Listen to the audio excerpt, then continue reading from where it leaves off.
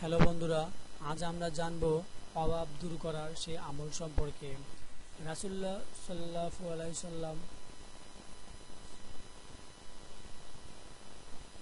সাল্লাম হাদিসে ইসরাত করেন, আল্লাহ তাআলার ৯৯টি গুণবাচক নাম রয়েছে। যে ব্যক্তি আল্লাহ তাআলা আর এই গুণবাচক নামের জিকির করবে সে জান্নাতে যাবে। তাছাড়াও গুণবাচক নামগুলোর আলাদা আলাদা অনেক আমল ও ফজিলত রয়েছে। আল্লাহর একটি গুণবাচক নাম আল শাকুরু।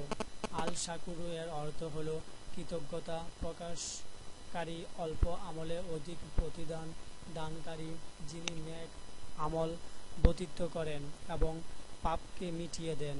ফজিলত: যে ব্যক্তির অর্থনৈতিক অবস্থা দুর্বল হয় বা অসচ্ছল হয়, ওই ব্যক্তি যেন আল্লাহ তাআলার গুণবাচক নাম আল শাকুরু ৪১ বার পাঠ করে পানিতে দম করে ফু দিয়ে সে পানি পান করে, ওই ব্যক্তি অবশ্যই সচ্ছলতা লাভ করবে।